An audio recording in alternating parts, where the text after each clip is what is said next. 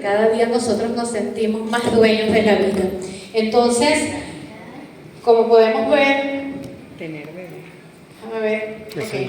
Fíjense que el ser humano y la ciencia ha demostrado que ni siquiera tenemos la capacidad de proyectar cuáles son las reales estadísticas y cuál va a ser el comportamiento del planeta. Parece que el humano como tal tiene muchas fallas a pesar de que estudia y analiza. Se decía que en los años 1950 estábamos muy preocupados porque decíamos que para el 2020 ya no cabríamos en el planeta. Decíamos que para el 2023 nosotros íbamos a tener 8.000 millones de personas habitando en la Tierra. Pero a finales del 2023 nos dimos cuenta de que eso no fue así, de que no alcanzamos ese número. Y no solamente no alcanzamos ese número, sino que la predicción de que India iba a pasar a China en cuanto al número de habitantes no se dio. Adicionalmente, hay una proyección que decía que en el 2030 habrían 8.300 millones de habitantes en el planeta y que para 2050 habrían 9.700. Lo cierto es que desde 2013, cuando tuvimos el agujero más grande de la capa de ozono, antes del que descubrimos el año pasado en septiembre, que este era de 13.000 kilómetros cuadrados, comenzamos a observar una caída vertiginosa en las tasas de fecundidad en el mundo. Y no solamente nosotros como médicos de fertilidad, sino en la población general. Pero resulta ser que el año pasado esa capa de ozono tiene un agujero de 78.000 kilómetros cuadrados. Entonces, la incidencia de los rayos solares y todo lo que tiene que ver con la salud está cambiando. Por eso, una de las cosas que más nos alarman en el mundo, sobre todo los que hacemos fertilidad, es ver cómo la tasa de fecundidad a nivel mundial ha disminuido casi al 1%. Y tenemos países como por ejemplo Corea del Sur, donde la tasa de recambio poblacional es menos del 0.1%. 61 países en el mundo están experimentando una caída vertiginosa de la tasa de fecundidad, dentro de los cuales está Colombia y Venezuela. De verdad que esto es alarmante y vamos a ir aprendiendo un poco. Esto que nosotros podemos observar acá es más o menos la curva de cómo se están comportando los nacimientos, cómo viene el recambio poblacional, cómo estamos nosotros sustituyendo a esa población de relevo a nivel mundial. Fíjense ustedes lo que está pasando en el mundo. Tenemos África, Europa y hacemos también referencia de Argentina. Todo viene en caída y las proyecciones hacia 2100 es que, si bien es cierto que vamos a ser más longevos, más saludables, gracias a todas esas cosas estupendas que estamos aprendiendo acá en este congreso, a mí como especialista en fertilidad me preocupa dónde están los niños. Entonces, de eso vamos a hablar y les vamos a decir cómo nos seguimos nosotros aferrando a la vida y a la fertilidad, y quizás en muchas oportunidades nos creemos dioses. Entonces tenemos una fórmula mágica: el aumento de la expectativa de vida más el envejecimiento más rápido, especialmente en las mujeres, más el aumento de la infertilidad a nivel mundial. Tenemos el aumento de la infertilidad a nivel mundial, ya vamos por más de 35% de la caída de la tasa de fecundidad. Y tenemos de 15 a 18% de menopausia precoz. Nosotros hablamos de la aparición de la menopausia de los 48 a los 50 años. Hoy día, el 18% de la población mundial está experimentando la menopausia antes de los 40 años. Y esto sigue en aumento. Cuando observamos el comportamiento a nivel mundial, y yo les hablo a ustedes de la tasa de recambio poblacional, tenemos que recordar que la tasa de recambio poblacional es la capacidad que tiene una mujer de parir los hijos al año para mantener el planeta poblado. Y la tasa ideal de recambio poblacional es de 2.5 a 2.8 nacidos vivos por mujer. Pero ¿qué está pasando? En España tenemos una tasa de recambio poblacional hoy día del 1.8 nacidos vivos por mujer y ha caído los últimos años en más del 5.9%. En Italia, los últimos 2 años han nacido 400.000 bebés menos que en años anteriores, con una disminución del 18% de los nacimientos. En Portugal, 25% menos de niños en los últimos 5 años. Y ustedes me dirán, Carmen, es Europa, es un país envejecido. Esa es la tendencia. ¿Qué pasa en Estados Unidos, por ejemplo? En Estados Unidos bajó la tasa de nacidos vivos los últimos 3 años, datos recogidos ahora en el último Congreso Mundial de Fertilidad, el 6.5%. Me dirán ustedes, efecto pandemia. ¿Y Latinoamérica? ¿Qué pasa con Latinoamérica? Así van nuestras curvas de caída de la fecundidad también en Latinoamérica. De los 61 países con tasa de recambio poblacional que ha caído más vertiginosamente en el mundo está Colombia y Venezuela. Por ejemplo, nosotros para los años 90 teníamos 6.5 nacidos vivos por mujer. Hoy día Venezuela tiene 2.1 nacidos vivos por mujer. De verdad que es algo a lo que le debemos prestar atención, porque las mujeres están dilatando, están postergando cada día más la llegada de su primer bebé, porque queremos avanzar, queremos hacernos profesionales, queremos viajar, queremos buscar el hombre perfecto, y en eso se nos va la vida. Pues resulta que la edad de la mujer a nivel mundial para tener el primer bebé está en los 35, 39 años y el varón entre los 40 y 44 años. Eso hace que la tendencia mundial al nacimiento de los niños sea de esta manera. Y aquí yo les voy a hacer un alto porque nosotros siempre hablamos de edad y no es justo que a una mujer se le diga que su capacidad reproductiva tiene fecha de caducidad. Eso es lo más duro que a mí como mujer y como médico que hace fertilidad me toca decirle a mis pacientes cuando allí se sienten de 40 a 42 años, decirle, wow, es que apoptosis celular, muerte celular programada, te acabaste los óvulos, y esos conceptos cambiaron. Y hoy ustedes se van a ir con la mente totalmente cambiada de acá, porque en el ovario, que era ese único órgano que no tenía derecho de regenerarse porque no había células madres en el ovario, desde 2006 a 2008 descubrimos los nidos de ovoconias y descubrimos que en el ovario sí hay células que se pueden recambiar. El problema está en lo que pasa alrededor de ese ovario y porque esos ovocitos ya no se activan más. Estas son las proyecciones a nivel mundial de mujeres teniendo niños para el 2100. Miren ustedes cómo esto viene en picada. Es verdad, es chévere, 120 años, y probablemente con las fórmulas que ustedes van a conocer en el transcurso de mi charla se van a dar cuenta de que podemos llegar incluso hasta 200 años y más. Pero ¿quiénes vamos a llegar? ¿Cuántos vamos a habitar el planeta? Entonces, las proyecciones, ¿cómo van? Imagínense ustedes, el número de niños menores de 5 años caerá de 481 millones en 2020 a 200 millones para el 2100. Pero el número de ancianos o el número de personas mayores de 80 años, gracias a todo lo que estamos haciendo en longevidad y todas esas cosas, olvidándonos de la parte, por eso yo les digo que yo voy al revés de ustedes, va a ser de 150 millones hoy a 886 millones. Es decir, vamos a hacer un pocotón de viejitos poblando el mundo.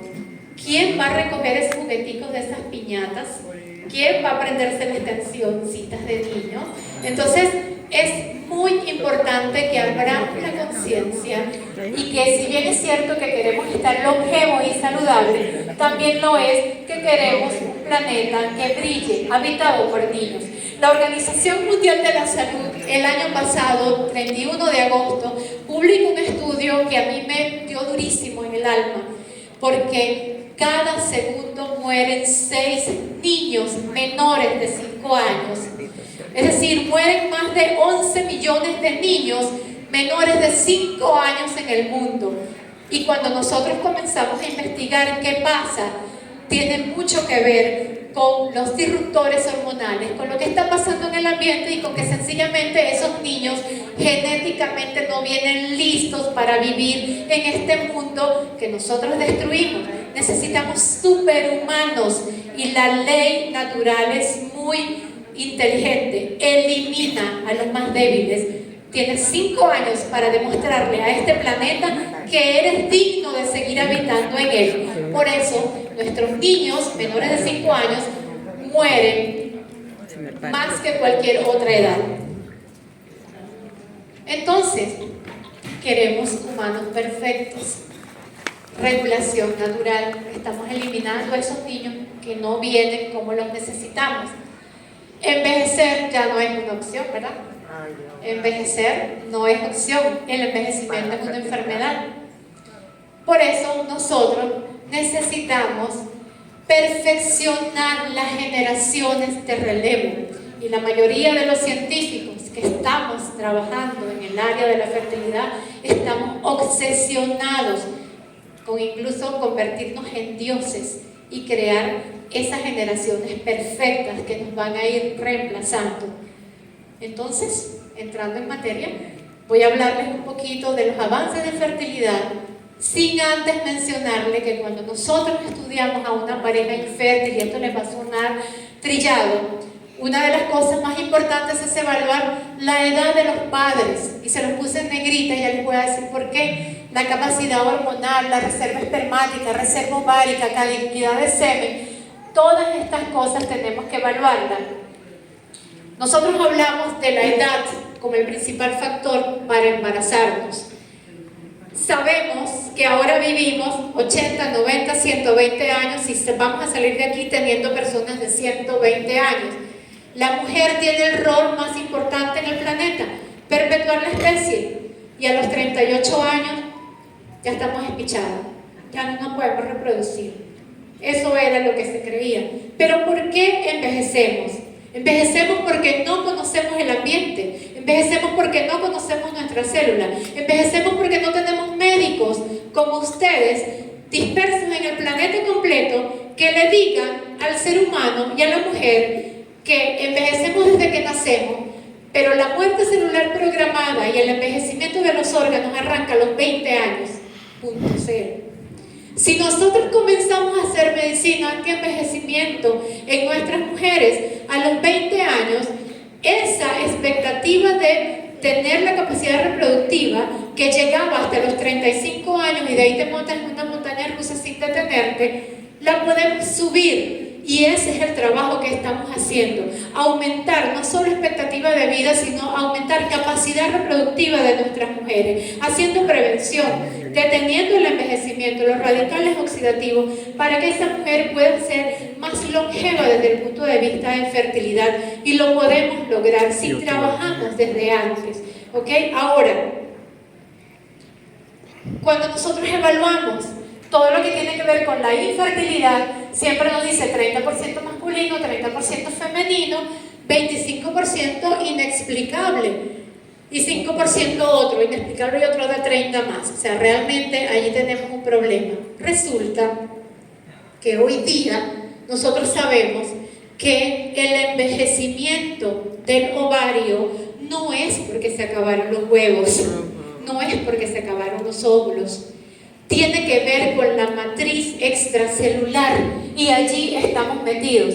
Descubrimos que en el ovario existe un pool de folículos agotables, que son aquellos 400 folículos que tenemos para nuestra vida reproductiva, y hay los nidos de oogonia que están en la corteza ovárica escondidos y que necesitan un mensaje de un interferón o un segundo mensajero que va por la vía extracelular, que no llega porque resulta que a los 37 años una mujer tiene unas 450 cicatrices sobre la corteza del ovario producto de la ovulación. Es decir, la fisiología nos mata. El ser fisiológicas, el ovular, el sentirnos mujeres, el sentirnos lindas, el estar aptas para tener bebé, también nos mata el ovario, nos fibrosa. Es como que construimos una pared de acero o de concreto y ya llega un momento en que ese ovario está tan lastimado que no llega los interferones, no llega la sangre, no llega la comunicación para activar a los óvulos de reserva que tenemos para seguir reproduciéndonos. Pero no solamente es eso es solo el 25% de la causa, la fisiología. El 75% de la causa por la que nuestros ovarios envejecen y por la que los testículos de nuestros pacientes se vuelven infértiles es porque tenemos un daño importantísimo que son los disruptores hormonales, los disruptores ambientales, el estilo de vida. ¿Qué pasa con nuestras pacientes? Y eso representa el 75% de la causa por la cual nosotros no logramos un embarazo en nuestras pacientes. Muy importante, esto de la fertilidad es tan apasionante, y me disculpen que yo me apasione tanto hablando de esto, pero es que ustedes con sus rodillas y con sus cosas, yo con mis muchachos, ¿ok? Pero nosotras, cuando estamos embarazadas de nuestras hijas, cuando tiene 8 semanas ese embrioncito allá adentro, ya nosotras somos abuelas de los ovulitos que van a dar origen a nuestra nieta. El ovario es tan noble, es tan maravilloso. Y no solamente eso, sino que si tú tienes un feto, XX hembra, XY varón. Ustedes no han visto los poliamores, los no binarios, los que se creen unicornio, taca, taca. Muchas veces nosotros decimos, esos celulares echaron a perder a la población. La televisión dañó a los niños, les confundió el sexo. No, señores, el sexo, la tendencia que nosotros tengamos social, no la dañó el celular, la dañamos nosotras como madres. Todo feto es potencialmente una niña, hasta que se muestre lo contrario. Es potencialmente una niña, aunque sea XY. El cromosoma Y solo tiene una pequeña fracción en el brazo corto que se llama P21, que se llama región determinante del sexo. ¿Ok? Y se expresa a las 8 semanas o a las 12 semanas y depende de la concentración de estrógenos circulantes de la mamá. Si esa mamá, ustedes no le enseñan a comer bien y es una mamá que durante el embarazo come frituras, carbohidratos, comidas procesadas, todo eso que aumenta los disruptores hormonales, aumenta las concentraciones de estrógeno, y esa patica corta del cromosoma Y, región P21, se confunde y el feto, aunque tenga XY, va a tener una dominancia sexual femenina. Pero por si fuera poco, cuando la región determinante del sexo se expresa a la semana 8 o 12, 8 semanas antes del nacimiento, el feto fenotípicamente, emocionalmente es una niña. Ocurren cambios biológicos y sociales importantísimos en la mujer que hacen que ese feto sea varón. Por eso nosotros nos empeñamos en hacer los bebés anti-envejecimiento. Tenemos el bebé del doctor Juan Carlos Méndez, el bebé del doctor Cristian Sala, que son bebés que fueron concebidos bajo esta tendencia anti-envejecimiento, cuidando el embarazo desde pequeño. Incluso son niños que seguimos vigilando desde el anti-envejecimiento, y de verdad que es algo fascinante. Son niños realmente sanos, completamente diferentes, y eso es lo que también queremos hacer con ustedes.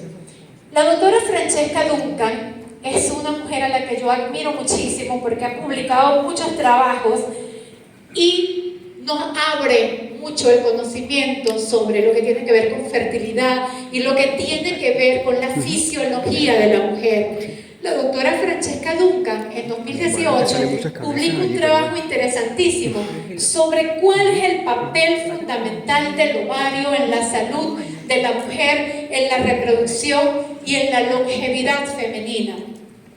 Sabemos que el ovario tiene 2 funciones importantísimas. Una, obvio, está la ovogénesis y la foliculogénesis para que nos podamos reproducir, pero esa es solamente una. La más importante para las mujeres y para la salud de la mujer es la esteroideogénesis. Las hormonas sexuales femeninas se producen 95% en la corteza del ovario. Cuando la mujer envejece, 95% de las hormonas sexuales no se producen más. ¿Dónde está el otro 5%? 3% glándula suprarrenal, 2% placenta.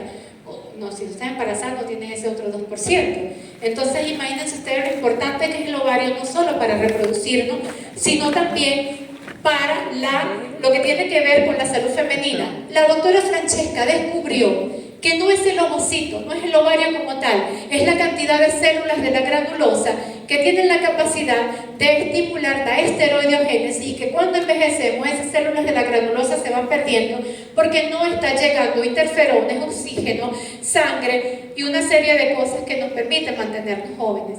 El año pasado también conocimos otro estudio muy importante donde se hace el análisis del proteoma ovárico.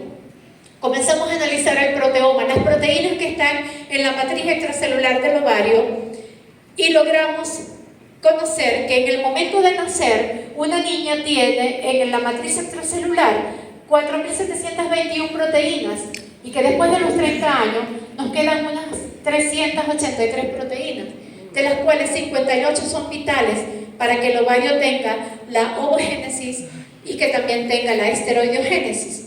Nos afligimos mucho, pero descubrimos que todas esas proteínas, por ejemplo, están dentro de los gránulos alfa de las plaquetas. Esa es una de las razones por las que desde 2016 comenzamos a trabajar con esta técnica de hacer rejuvenecimiento ovárico con los factores de crecimiento plaquetario. Tenemos trabajos publicados con Oxford, con Harvard, tenemos ahorita en Clinical Trial trabajos bellísimos a punto de publicarse, y de verdad que esta es una tendencia que va aumentando sobre cómo regenerar el ovario. Hoy día sabemos que la comunicación a nivel extracelular o de la matriz extracelular es más rápida y más importante aún que la comunicación que tenemos en el sistema nervioso central. La comunicación entre los buenos vecinos, las células, se da 100 veces más rápido que un impulso nervioso, y para ello es importantísimo que nosotros podamos tener una matriz extracelular laxa que permita que esos interferones y esos mensajeros comuniquen que esta célula tiene una necesidad de algo que esto tiene. Y eso que se vierte en la matriz extracelular hoy día lo conocemos como exosomas. Los exosomas son esas vesículas de comunicación o de auxilio que se van a vertir al intersticio extracelular para auxiliar a una célula e impedir que ésta muera. Ahora imagínense ustedes lo que pasa si nada más el ovular no fibrosa el ovario. ¿Cómo llegan los mensajeros? Viendo todo esto, llegamos a la conclusión de que rompemos los paradigmas, rompemos los mitos. La mujer envejece porque se le acabaron los ovarios. No son los huevos, es el nido. El problema es el nido. Ya no son los huevos, tenemos nidos de ovogonias, tenemos ovocitos que podemos reactivar. La fertilidad puede aumentar. El problema es el nido, y en el nido podemos actuar nosotros, si lo vemos desde el punto de vista preventivo. Cuando nosotros hablamos del óvulo que se acaba, estamos estudiando a un óvulo que viene desde acá para acá, ¿ok? Se va a convertir en un primordial, folículo primario, folículo secundario, folículo de Graf. Pero lo que nosotros estamos haciendo ahorita es trabajar en los nidos de ovogonia, lo que está antes. Y sabemos que parte de las proteínas son la Protein Morphology, y tenemos todas estas enzimas y todas estas proteínas que son activadas por gránulos alfa de las plaquetas. Pero ¿qué pasa? Nos quedamos cortos, no logramos romper los enlaces de fibrina ni quitar esas paredes que se formaron. ¿Qué descubrimos desde 2019? Pues que los exosomas tienen la capacidad de llegar y romper enlaces de fibrina para que todo lo demás que nosotros estamos metiendo en el ovario pueda surgir efecto. Esto es lo que pasa cuando envejece el ovario. Es la célula de la granulosa, no es el ovocito. Es todo lo que pasa en la célula de la granulosa. De hecho, los que hacemos fertilidad medimos FSH. Cuando el FSH pasa de 10, el ovario está envejeciendo. ¿Por qué pasa de 10? Porque la célula de la granulosa, ¿quién tiene el receptor para FSH? El cerebro se vuelve loco, empieza a mandar hormona y más cantidades para obtener una respuesta que no logra, porque está trabajándose en un pH que está muy oxidado, en un pH ácido, donde incluso los receptores insulínicos tipo 1, que también dependen del tejido adiposo bueno y que se estimulan por acción de los estrógenos, caen. Entonces es una cosa que tiene mucho que ver con lo que nos pasa, pero la buena noticia es que todo esto se puede superar. ¿Qué estamos haciendo nosotros en fertilidad para rescatar a ese ovario. Nosotros pasamos desde células de cordón umbilical, que es lo que nosotros estamos haciendo, células madre de cordón umbilical, exosoma, plasma rico en plaqueta, células de médula ósea. Hay una doctora que publicó ahorita en el Congreso Mundial de Fertilidad, que estuve en octubre. Es una alemana que está trabajando con antifibrinolíticos que se usan para la fibrosis intersticial del pulmón, con muy buenos resultados, porque ahorita estamos metidos en el nido. Nosotros queremos romper la fibrosis porque los huevos están. El detalle está en que los bebés que nacen después de usar este tipo de medicamentos los óvulos vienen con muchas aneuploidías, vienen muy dañados. Entonces seguimos buscando la manera de avanzar. Esto que está acá es uno de los trabajos que publicamos con Oxford en 2016, donde tuvimos en ese momento, ya les voy a presentar la data, tuvimos unos 60 pacientes. En primera instancia tuvimos solo 5 nacidos vivos, pero después hoy día ya llevamos 108. Y cuando usamos plasma rico en plaquetas, nosotros logramos reponer todos estos factores dentro del ovario. 2019, con el doctor Juan Carlos, comenzamos nosotros a trabajar con exosomas de células de cordón umbilical. Tenemos ya más de 40 pacientes con terapia de exosomas y con terapia combinada. Ahorita tenemos en Clinical Trial un trabajo que es a doble ciego prospectivo, donde tenemos 4 grupos, un grupo solo exosomas, un grupo solo PRP, un grupo combinado exosomas PRP y un grupo control. Y de verdad que los resultados son fascinantes. Obvio, al sumar PRP y exosomas, los resultados son muy, muy buenos. Este es el primer trabajo que publicamos con Oxford, usado como tesis de doctorado para los estudiantes de Oxford, con sede en Venezuela. Y fíjense ustedes que en este momento nosotros teníamos solo 5 nacidos vivos. Este es el trabajo que estamos publicando ahora. Sumamos 62 pacientes más a esta data, ya no hicimos más grupos controles acá, de 108 con bioestimulación. Llevábamos hasta hace 4 días 23, ya tenemos 24 bebés. ¿Qué pasa?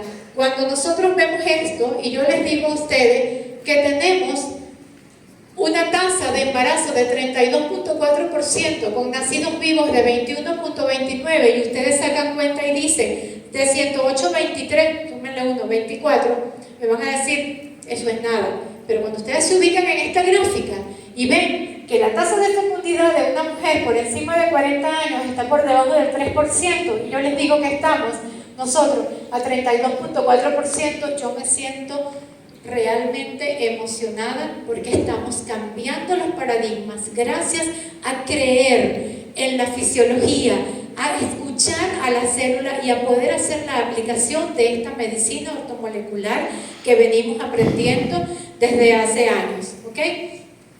Ella es Amanda, nuestra bebé 24, nació hace 4 días. Es paciente de mi gran amigo, el doctor Alejandro Tepa, que hizo bioestimulación, mamá de 46 años.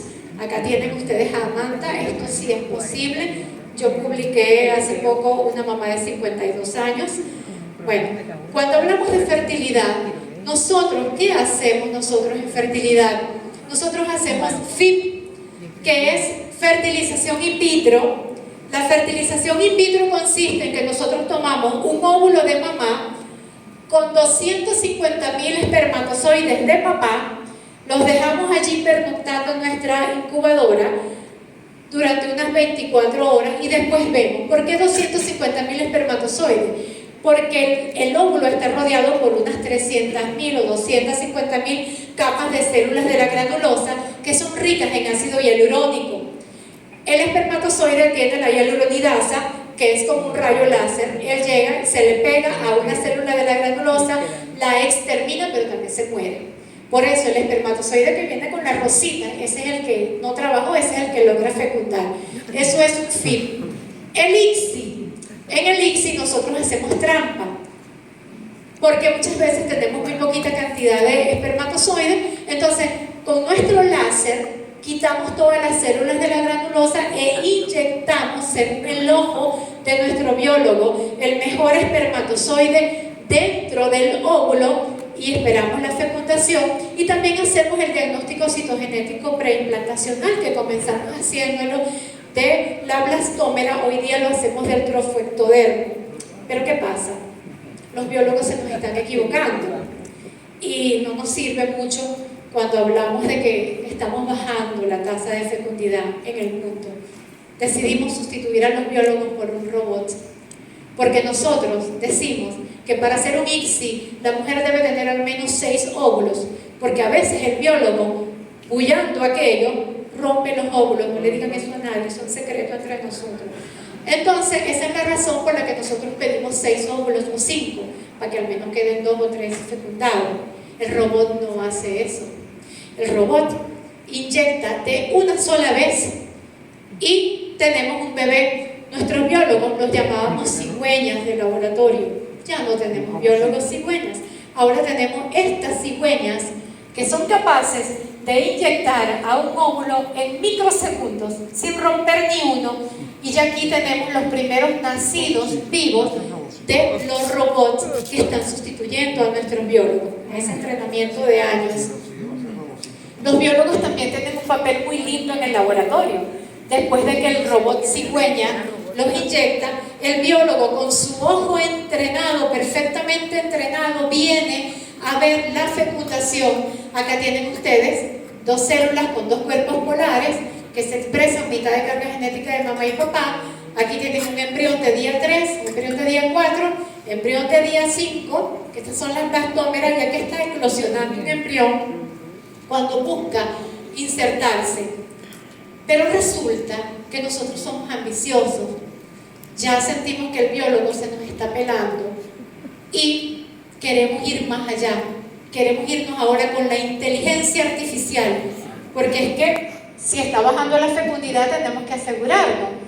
Entonces comenzamos a echar mano de la inteligencia artificial para sustituir también al biólogo en la selección de embriones, y tenemos esto que se llama the correct prediction, la corrección, la predicción correcta, donde evaluamos 3 parámetros. 5 minutos, doctora. Ok, ya estoy casi terminando. Donde evaluamos 3 parámetros: morfología del embrión, y ustedes pueden ver cómo el parámetro del biólogo siempre va quedando por debajo, y si le sumamos tratamiento y si le sumamos datos clínicos, nos damos cuenta de que es mejor la inteligencia artificial para seleccionar y garantizar embarazo. Pero nos quedamos cortos, porque aún así nacen niños con defectos y se nos mueren a los 5 años. Queremos ir más allá, inventamos los CRISPR. Ahora nos metemos en el cordón umbilical del bebé porque necesitamos corregir la genética. Ahora el Instituto de Massachusetts ha publicado el año pasado lo que se llama Prime Edition.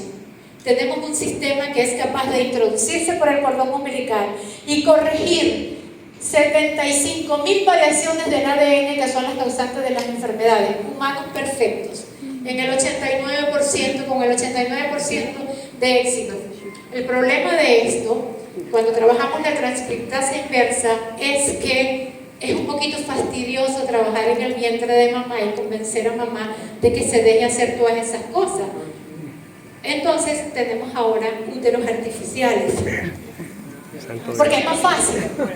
Es más fácil trabajar con úteros artificiales, inyectar los CRISPR, a la mamá no le duele, si el bebé no se desarrolla bien, sácate, lo apagamos. Y eso es hacia dónde va la fertilidad. Y ya para terminar, dejándoles todo este abanico de cosas en la mente, yo les voy a dejar un video que resume todo de lo que hemos hablado.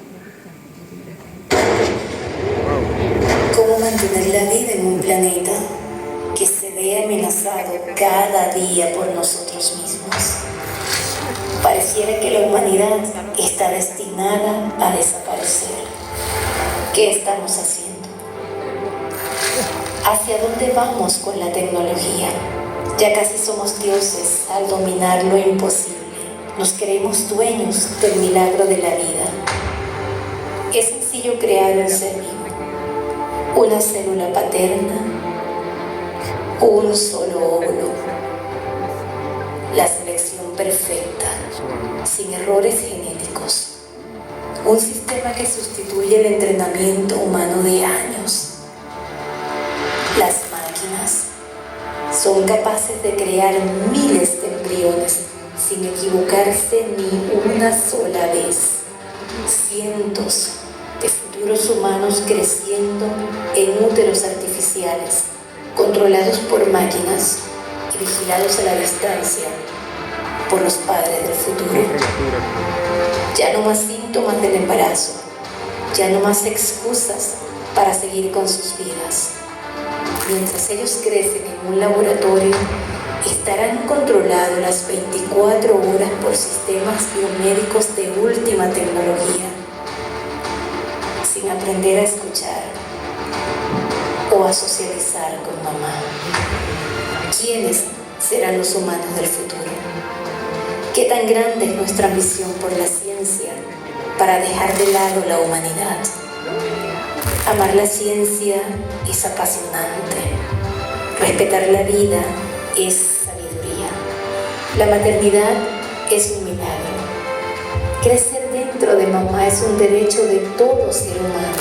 Los úteros artificiales deberían ser solo un proyecto para madres con cáncer, a quienes se les permita vivir muy de cerca el acompañamiento de sus futuros bebés. Comunicar amor a través de las palabras, el tacto, los olores y la emoción de sentir la conexión con mamá es un derecho de cada futuro bebé. Respetamos la ciencia, celebramos la tecnología, pero apoyamos la creación y el respeto por la vida. Y el Verbo se hizo carne.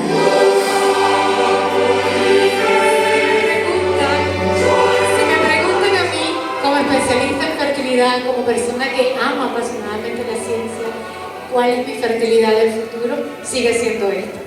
Gracias.